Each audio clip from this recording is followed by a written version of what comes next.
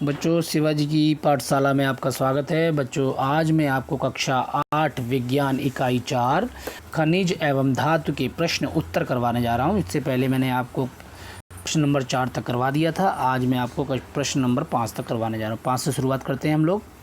पहला प्रश्न है बच्चों, खनिज तथा अयस्क में क्या अंतर है। खनिज और अयस्क में अंतर बहुत ही आसान लैंग्वेज में यदि हम इसको एक लाइन में हमें लिखना है। खनिज क्या होते हैं बच्चों? भूपटल में प्राकृतिक रूप से पाए जाने वाले अकार्बनिक तत्व अथवा यौगिकों को हम खनिज कहते हैं। क्या कहते हैं बच्चों? भूपटल में, यानी कि जो पृथ्वी की सबसे ऊपरी सतह है उसको भूपटल कहा जाता है। और इसकी गहराई लगभग जो है 0 किलोमीटर से लेकर 40 से 50 किलोमीटर गहराई तक जो है भूपटल रहती है।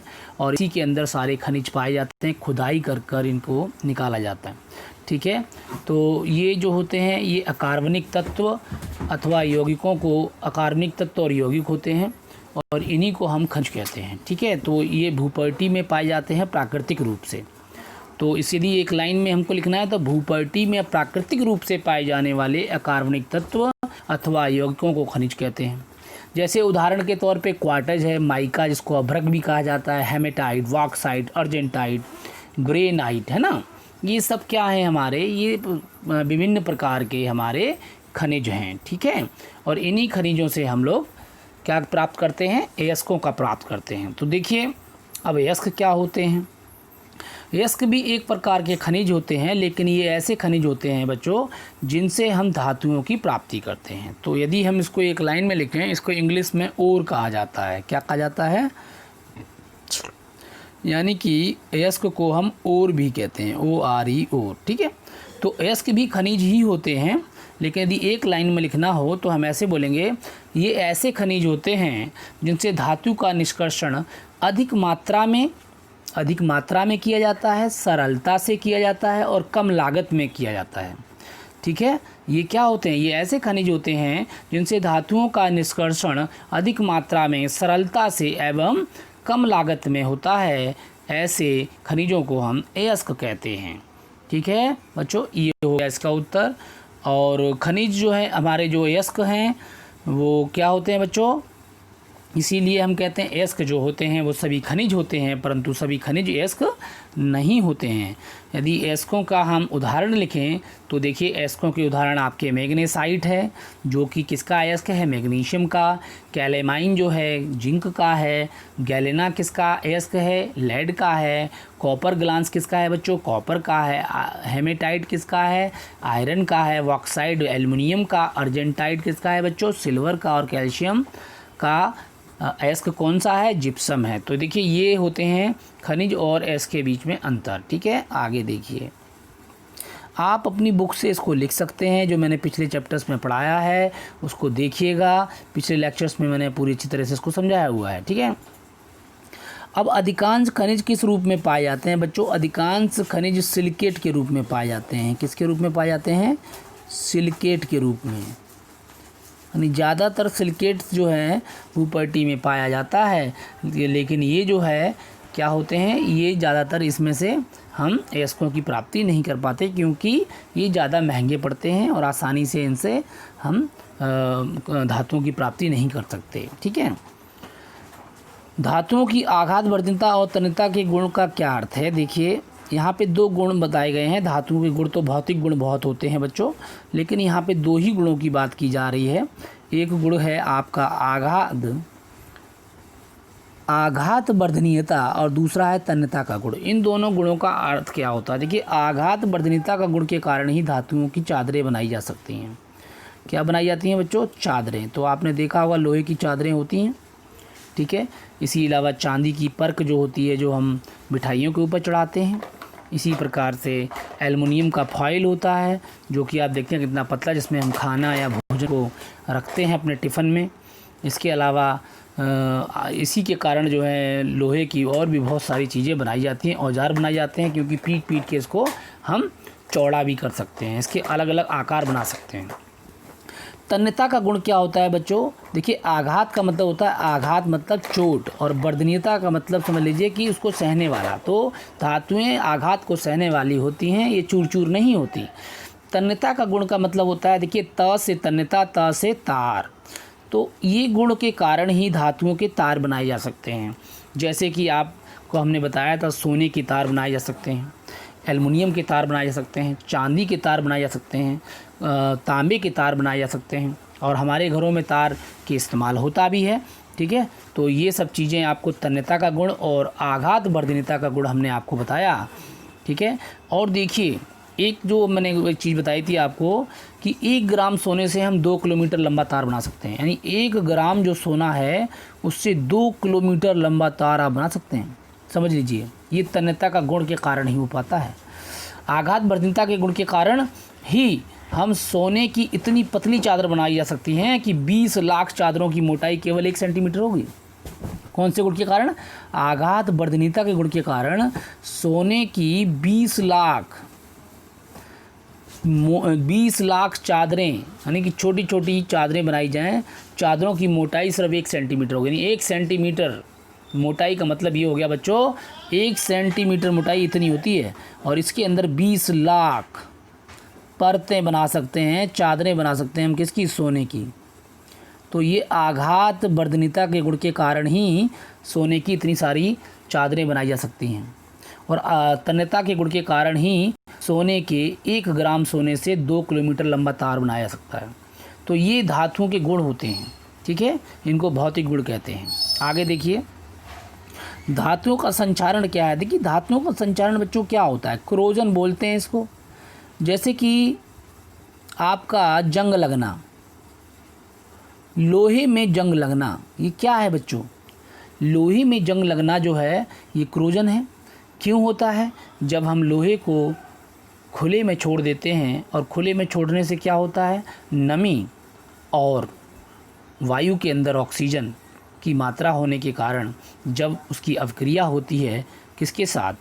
आपके लोहे के साथ, यानी आयरन के साथ, तो वो क्या बनाता है? ऑक्साइड बना देता है, यानी कि आयरन ऑक्साइड, जिसको हम बोलते हैं लोहे की ऑक्साइड बना देता है। ठीक है, तो ये ऑक्साइड बन जाते हैं, और यही ऑक्साइड क्या होते हैं? जंग कहलाते हैं। तो धातुओं का संचारण एल्युमिनियम का भी इसी प्रकार से हो जाता है। इसी प्रकार से हमारे तांबे के ऊपर भी आप देखते हैं हरी हरी सी जो है उसके ऊपर वो लग जाती है, जिसको हम जंग बोलते हैं। जैसे लोहे को जंग बोलते हैं, तो इसी के ऊपर इसको संचारण बोलते हैं, यानी इसके ऊपर भी हरी हरी सी कोटिंग सी हो जाती है, परत बन जाती है। तांबे के ऊपर भी मैंने आपको पिछले वीडियो में बताया।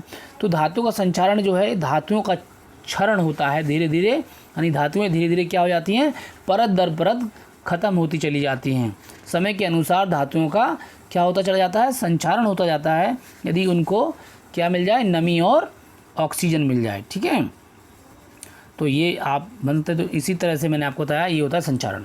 तो आगे देखिए, मुक्त अवस्था में पाए जाने वाले किन्हीं 2 धातुओं का नाम हो। मुक्त अवस्था में मतलब जिसके जो किसी के साथ मिलकर नहीं रहती, जैसे सोना है, सोना मुक्त अवस्था में मिलता है, ये किसी के साथ यौगिक नहीं बनाता, यानी किसी के साथ नहीं मिलता। आपको प्योर सोना मिलता है हमको, ठीक है, किसी यौगिक के रूप में नहीं मिलता। इसी प्रकार से सोने की जगह प्लैटिनम है। प्लैटिनम जो होता है वो भी बच्चों प्योर रूप में हमको मिलता है, ये भी यौगिक के रूप में नहीं मिलता, प्योर रूप में प्लैटिनम।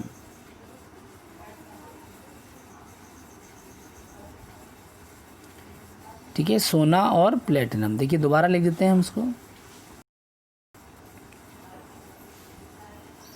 तो ये आपकी दो हो गई, सोना हो गई एक। तो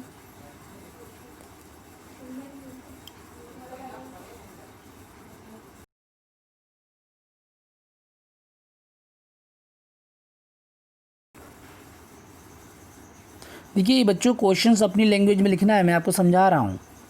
ठीक है, गाइड की भाषा में या कुंजी की भाषा में नहीं लिखना। मिश्र धातु क्या होती हैं? देखिए यहाँ पे मिश्र शब्द से हो गया मिश्रण, और धातु मैंने आपको बता दिया, यानी ऐसी धातुएं, यानी ऐसा मिश्रण जो क्या होता है, जिसमें 2 धातुएं होंगी या एक धातु एक अधातु। ठीक है, तो ऐसे मिश्रण को हम क्या कहते हैं? ये समांगी मिश्रण होता है। कैसे बनता है? दोनों धातुओं को या एक धातु का धातु को पिघला लिया जाता है, और पिघलाने के बाद इनको मिला दिया जाता है, और मिलाने के बाद जो नई धातु मिलती है, जो नया मिश्रण मिलता है हमको, उसको मिश्र धातु कह देते हैं। तो मिश्र धातु को यदि, ये एक बहुत अच्छा तरीका है मिश्र धातु बना देना, जिससे कि संक्षारण नहीं होगा, कोरोजन नहीं होता। जैसे कि स्टेनलेस स्टील के बर्तन हम लोग इस्तेमाल करते हैं, मिश्र धातु है वो। पीतल एक मिश्र धातु है, कांसा एक मिश्र धातु है, सोल्डर एक मिश्र धातु है बच्चों। स्टेनलेस स्टील क्या है? मिश्र धातु है। ठीक है, तो हम यदि बोलें कि मिश्र धातु दो या दो से अधिक धातुओं या अधातुओं का समांगी मिश्रण है। मिश्र धातु क्या है? दो या दो से अधिक धातुओं या अधातुओं का समांगी मिश्रण है। ठीक है, क्योंकि इसमें क्या करते हैं हम लोग, दो या दो से अधिक धातुओं को पिघली हुई अवस्था में मिलाकर मिश्र धातु को प्राप्त करते हैं, जिसके उदाहरण मैंने आपको बता दिए। पीतल, कांसा, सोल्डर। जैसे पीतल किससे मिलकर बनता है? तांबे से और जस्ते से मिलकर बनता है। तो इसको याद करने का मैंने आपको पीछे ट्रिक भी बताया है। कांसे किससे मिलकर बनता है? तांबा और टीन से मिलकर बनता है। सोल्डर सीसा और टीन से मिलकर बनता है। स्टेनलेस स्टील लोहा, क्रोमियम, निकेल, इन सब से मिलकर बनता है। अगला प्रश्न देखिए बच्चों, खनिज तथा अयस्क में क्या अंतर है? ये मैं पहले आपको बता चुका हूँ, दोबारा से रिपीट हो गया क्वेश्चन। ये किसी एक द्रव धातु का नाम लिखिए। तो यहाँ लिखा हुआ है मरकरी, पारा, जिसका इस्तेमाल थर्मामीटर में किया जाता है, चाहे वो डॉक्टरी थर्मामीटर हो, चाहे वो प्रयोगशाला में इस्तेमाल होने वाला थर्मामीटर हो। दोनों के अंदर हम एक ऐसी धातु है पारा, जो कि द्रव अवस्था में पाई जाती है, और सारी की सारी धातुएं हमारी कैसी अवस्था में पाई जाती हैं? ठोस अवस्था में पाई जाती हैं। देखिए यहाँ पर भी उत्तर ही लिखने हैं हमको। तो देखिए, धातुओं की ऑक्सीजन से अपक्रिया को उदाहरण सहित स्पष्ट कीजिए। देखिए इसमें दो क्वेश्चन ऐसे हैं, यहाँ पे ये और ये दोनों क्वेश्चन हमारे सेम हैं, इन दोनों का आंसर भी सेम होगा। धातुएं हमारी जैसे मैग्नीशियम है, कैल्शियम है, सोडियम है, इन सब की हम अपक्रिया की बात करें, और यहाँ देखिए सोडियम के बारे में पूछा गया है। सोडियम धातु का जल और ऑक्सीजन से क्रिया का रासायनिक समीकरण लिखिए। तो देखिए यहाँ पर ये तीनों क्या है, क्वेश्चन लगभग एक जैसे हैं, क्योंकि सोडियम क्या है? एक धातु है, और हमें धातुओं की बात कर रहा है। यहाँ पे दो उदाहरण की बात कर रहा है, तो हम दो, एक मैग्नीशियम का उदाहरण ले लेते हैं और एक हम लोग सोडियम का उदाहरण ले लेते हैं। चलिए मैं आपको एक किताब में जो दिया गया है उसी से समझाता हूँ, जिससे कि और आसान तरीके से आपको समझ में आएगा। ठीक है बच्चों, देखिएगा। ये रासायनिक गुणों के अंदर आता है, और ये मैंने आपको दिखाया, ये तमाम मैं पहले पढ़ा चुका हूँ। देखिए सोडियम को कैरोसिन में रखा जाता है, ये सोडियम इस तरह का होता है। तो देखिए ये अपक्रिया आप दोनों देख लीजिए, क्वेश्चन जो था उसके अनुसार। ये धातु है सोडियम, सोडियम के ऑक्सीजन के साथ अपक्रिया होकर वो सोडियम ऑक्साइड बना देती है। ठीक है जी, इस प्रकार से ये बन जाएगा। ये बहुत ही अधिक क्रियाशील धातुएं होती हैं, इसीलिए इनको कहाँ रखा जाता है? मिट्टी के तेल में डुबा कर रखा जाता है। ठीक है, एकदम से यदि इनको खुले में छोड़ दिया जाएगा तो ये आग पकड़ लेती हैं। तो ये हो गई। इसी तरह मैग्नीशियम का वायर यदि हम लेंगे तो क्या होगा? मैग्नीशियम का वायर जैसे ही हम लेंगे और उसमें हम उसको जलाएंगे तो मैग्नीशियम ऑक्साइड बन जाएगा। ये राख होती है जो मैग्नीशियम ऑक्साइड की, तो यहाँ पे भी ऑक्साइड बन गया। तो आपको हमें जो क्वेश्चन था वो क्या था? ये था कि धातुओं की ऑक्सीजन से अपक्रिया के दो उदाहरण दीजिए। तो हमने दो उदाहरण दे दिए, एक तो आपका हमने सोडियम दे दिया और एक हमने आपका उदाहरण मैग्नीशियम दे दिया, और इसके रासायनिक समीकरण भी हमने लिख दिए। ठीक है, और अधातुओं का यदि पूछा जाए तो ये कार्बन का भी है। कार्बन की जब ऑक्सीजन के साथ अपक्रिया होती है तो कार्बन मोनोऑक्साइड और कार्बन डाइऑक्साइड बन जाती है। ठीक है, तो ये हमारे हो गए इसका उत्तर। अब देखिए धातु और अधातु की जल के साथ क्रिया लिखनी है। अगला प्रश्न जो है आपका, धातु और अधातु की जल के साथ क्रिया। अब जल के साथ देखिए, अब मैं दिखा देता हूँ आपको, प्रश्न को दिखा देता हूँ। देखिए अब बात क्या कर रहा है, यहाँ पे बात हो रही है धातु तथा अधातु की जल के साथ क्रिया। यहाँ पे जल के साथ H2O के साथ, तो एक धातु ले लेते हैं और एक अधातु ले लेते हैं और जल के साथ अब क्रिया करके दिखा देते हैं। ठीक है, तो इसमें एक धातु ले लेते हैं हम और एक अधातु ले लेते हैं। तो देखिए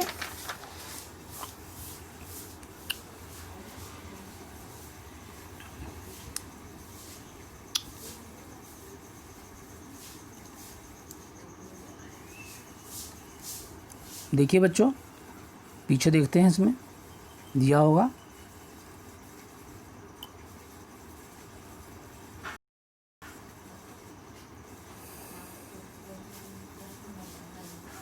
ये देखिए, ये जल के साथ अपक्रिया है। सोडियम का ही उदाहरण यदि ले लिया जाए तो सोडियम धातु का टुकड़ा यदि हम जल में डाल देते हैं तो क्या होता है, धातु का टुकड़ा जल की सतह पर तीव्र गति से इधर उधर घूमता हुआ दिखाई देता है और सोडियम धातु जल के साथ तीव्र गति से अपक्रिया करके सोडियम हाइड्रोक्साइड या हाइड्रोजन गैस बनाती है। यानी सोडियम हाइड्रोक्साइड बनेगा और हाइड्रोजन गैस बनेगी। तो ये हमारी हो गई धातु। क्या क्या बन रहा है, जैसे ही हमने सोडियम को इसमें डाला तो इधर उधर घूमती है और इस पानी को ये क्या कर देती है, गर्म कर देती है। तो यहाँ पे बन जाएगा सोडियम हाइड्रोक्साइड और हाइड्रोजन गैस इसमें से निकलेगी। क्या निकलेगी, हाइड्रोजन गैस निकल के बाहर चली जाएगी, कहाँ पे, वायुमंडल में। ठीक है, और हाइड्रोजन गैस को यदि हमें चेक करना है इसमें निकलती है कि नहीं, तो हम इसमें एक माचिस की तीली लेंगे जलती हुई और इसके ऊपर जब लगाएंगे तो पॉप का साउंड आएगा, उसमें पॉप की आवाज़ आएगी। ठीक है, तो सोडियम और जल की अपक्रिया होकर सोडियम हाइड्रोक्साइड बना और हाइड्रोजन गैस बनी। ठीक है, इस प्रकार से मैग्नीशियम भी क्या करता है, ये भी अपक्रिया करता है, लेकिन इसके लिए गर्म पानी की आवश्यकता पड़ती है और यहाँ पर मैग्नीशियम ऑक्साइड और हाइड्रोजन गैस बनती है। ठीक है, इस प्रकार से हमारे यहाँ पे आपने देखा कि किस प्रकार से जल के साथ क्रिया करते हैं हमारे जो धातुएँ होती हैं। ठीक है, आगे देखिए बच्चों,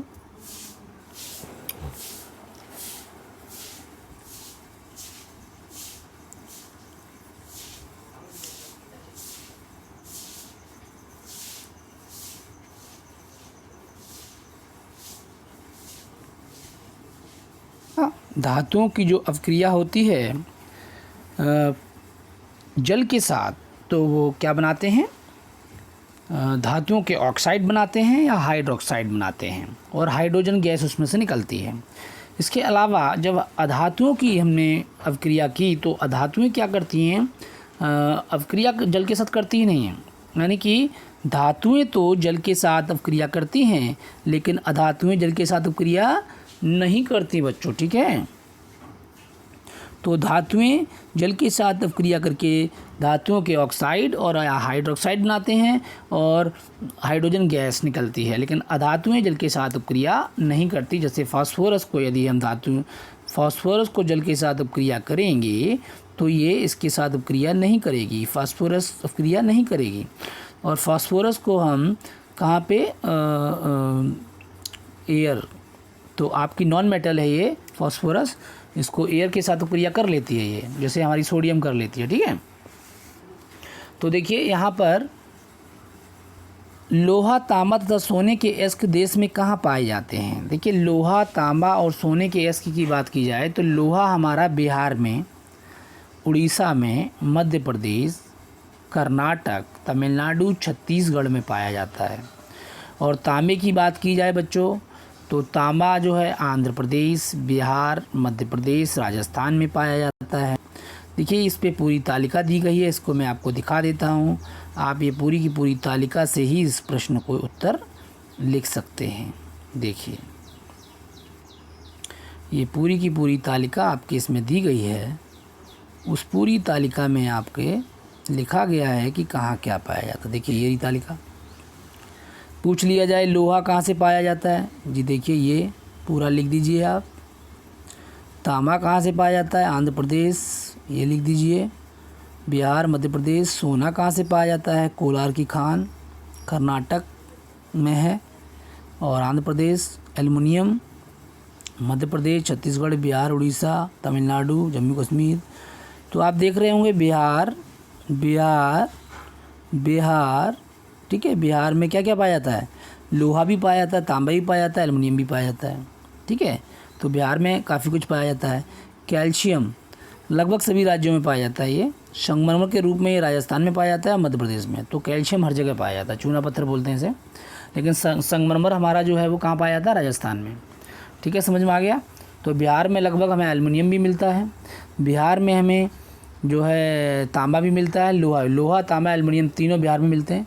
सोना हमें कोलार की खान कर्नाटक में मिलता है और आंध्र प्रदेश में। ध्यान रखना, कोलार की खान बहुत ही प्रसिद्ध है सोने के लिए, और जो कि कर्नाटक के अंदर है, जो कि दक्षिण में। ठीक है, तो ये हो गया हमारा प्रश्न। अगला प्रश्न देखिए,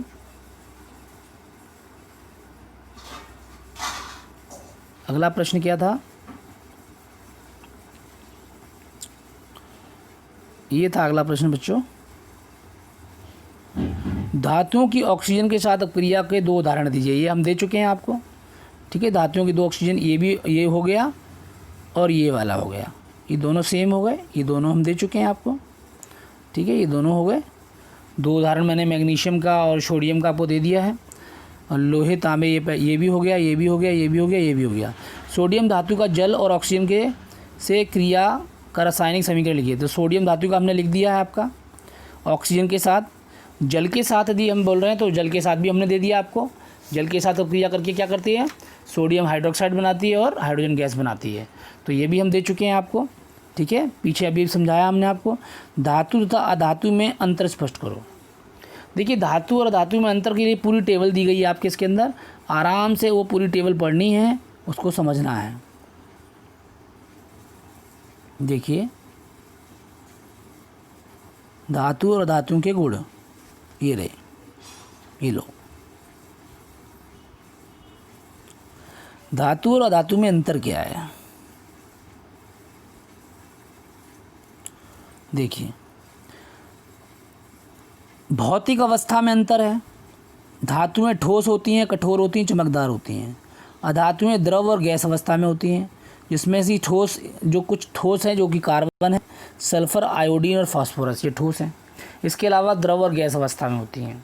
इसी प्रकार से धातु हमारी सब कुछ लगभग ठोस, कठोर और चमकदार होती हैं, जिसमें हमने तरल धातु जो बताई थी आपको, जो कि पारा है ना, मरकरी एक तरल धातु है, वो अपवाद है। और ठोस में बता कठोर होती है, तो जैसे कि सोडियम धातु कठोर इतनी नहीं होती है, उसे चाकू से भी काट सकते हैं। तो कुछ अपवाद भी होते हैं इसमें। घनत्व यानी कि डेंसिटी, और गलनांक यानी कि कितने ताप पर वो धातु गल जाती है या धातु गल जाती है। तो इसका जो गलनांक होता है, सोडियम एक अपवाद है। इसके जितनी भी धातुएं होती हैं उनका गलनांक बहुत ज़्यादा होता है। जैसे लोहे को गलाना हो तो हमें बहुत देर तक उसको गर्म करना पड़ेगा, यानी उसको काफ़ी डिग्री सेल्सियस, 400-500 डिग्री सेल्सियस तक शायद करना पड़ेगा। एग्जैक्टली मुझे फिगर नहीं पता है, लेकिन मतलब बहुत ज़्यादा देर तक उसको गर्म करना पड़ेगा हमें, काफ़ी टेम्परेचर तक, तब वो गलेगी। लेकिन सोडियम इसका अपवाद है एक, ठीक है। और इसका जो होता है बहुत ही कम होता है। अधातुओं का गलनांक जो होता है बहुत कम होता है, इसका बहुत अधिक होता है, धातुओं का इसका कम। ऊष्मीय और विद्युत की चालक होती हैं धातुएं, यानी ऊष्मा और विद्युत की चालक मतलब कि यदि हम धातुओं को गर्म करते हैं तो वो पूरी गर्म हो जाएंगी। यदि एक छोर से गर्म करेंगे दूसरे छोर तक वो गर्म हो जाएंगी।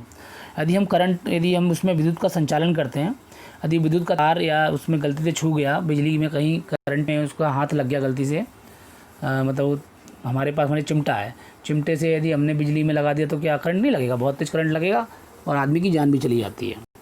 तो धातुएं जो होती हैं वो सुचालक होती हैं, किसकी, ऊष्मा की और विद्युत की। और कुचालक होती हैं कौन, ये अधातुएं। अधातुएं कुचालक होती हैं और धातुएं सुचालक होती हैं। आघात वर्धनीयता और तन्यता का गुण जो होता है धातुओं के अंदर होता है।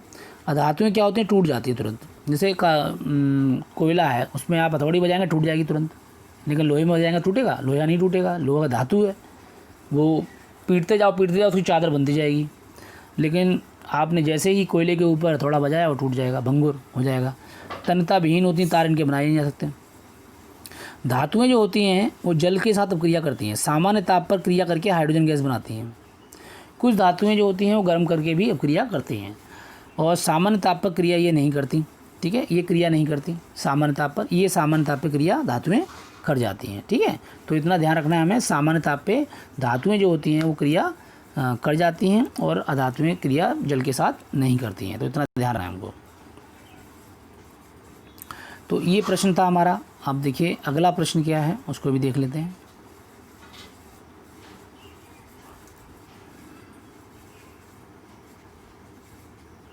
अंतर आपको स्पष्ट हो गए होंगे। देखिए, धातुओं के संचारण की रोकथाम के लिए अपनाई जाने वाली विभिन्न विधियों का वर्णन कीजिए। देखिए, विधियां बहुत सारी हैं, इनको मैं समझाने से पहले मैं लास्ट क्वेश्चन समझा देता हूँ। तवे के हैंडल में लकड़ी लगी होती है, बताइए क्यों लगाते हैं, क्यों नहीं पूरा का पूरा तवा जो है लोहे का बनाते हैं, क्योंकि लोहा क्या है, एक धातु है, और वो धातु होने के कारण वो पूरा का पूरा गर्म हो जाता है। इसीलिए लकड़ी का हैंडल लगा देने से उसमें क्या होता है, वो लकड़ी गर्म नहीं होती है और वो ऊष्मा की कुचालक है। इसीलिए लकड़ी लगा वो हम तवे का इस्तेमाल करते हैं। ठीक है, तो ये हो गया। तो यहाँ पे धातु के संचारण की रोकथाम के लिए हमें क्या करना चाहिए, यानी धातुओं के संचारण की रोकथाम के लिए हमें कौन कौन सी विधियाँ अपनानी चाहिए। तो एक विधि नहीं है, बहुत सारी विधियाँ हैं। कौन कौन सी विधियाँ हैं, देखिए मैं आपको सीधा वहीं पे ले चलता हूँ, उन संचारण की विधियों पे। देखिए कौन कौन सी विधियाँ हैं।